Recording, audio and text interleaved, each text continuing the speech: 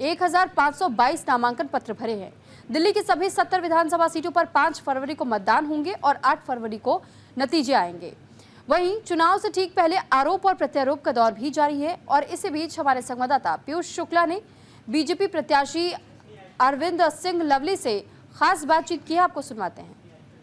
अरविंदर सिंह लवली इस वक्त लगातार गांधीनगर की गलियों में टहल रहे हैं। गांधीनगर की गलियों में आपको टहलते हुए देख रहा हूं, लेकिन ये गलियां जो हैं, इनकी सड़कों को देखता हूं, इनकी हालत देखता हूं तो सोचता हूं कि यहाँ पर कौन जनप्रतिनिधि थे जिनके ये हालात। देखिए, ऐसा है कि सवाल जनप्रतिनिधि का नहीं है। जनप्रतिनिधि तो जो है पूरी दिल्ली का ये हाल है। जनप्रतिनिधि पहले आम आदमी पार्टी से थे, फिर बीजेपी से भी थे, लेकिन कॉमन फैक्टर क्या है? कॉमन फैक्टर ये है कि आम आदमी पार्टी की सरकार है।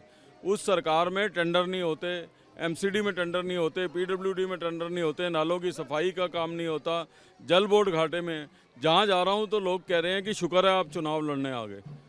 ये इस हालत के बाद लोग इस तरह के बाद यहाँ पर हालात ये हैं कि मैं जिन गलियों से आपके पीछे पीछे टहलता हुआ आपकी कैंपेन ट्रेल को देखता हुआ आ रहा हूँ, उन गलियों में कहीं सीवर बह रहा है, कहीं नालियाँ जाम है। दिल्ली का ये हाल है और अजीत नगर का तो बहुत ही बुरा हाल है।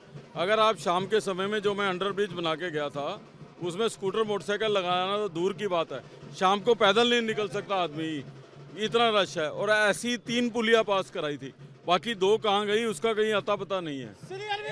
सवाल यहाँ पर और उठता है, क्योंकि गांधीनगर व्यावसायिक तौर पर देखा जाए तो दिल्ली की जान है। यहाँ तमाम लोग आते हैं, लेकिन यहाँ पर अगर कह दीजिए किसी से गाड़ी से आना है दिन में ना, तो नहीं आएगा, मना कर। दिल्ली की जान का ही तो सत्यानाश किया है इस सरकार ने, आम आदमी पार्टी की सरकार ने।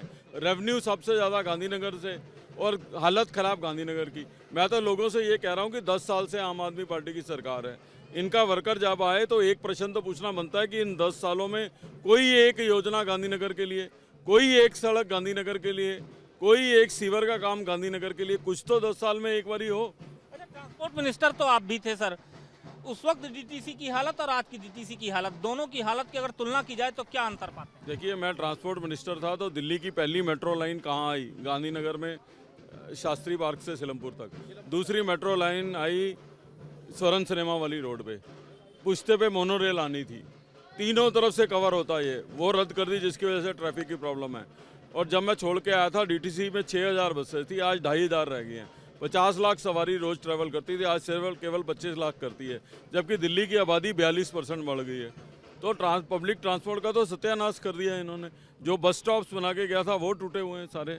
सर, एक अंतिम सवाल है, इस गली से आपके गले में फूलों की माला है, तो इनकी चाहत भी है कि यहाँ की तस्वीर भी बदले और सूरत भी बदले। देखिए, यहाँ के लोगों को मेरी कार्य प्रणाली के बारे में मालूम है और सबसे ज़्यादा अजीत नगर के लोगों ने ही खोया है।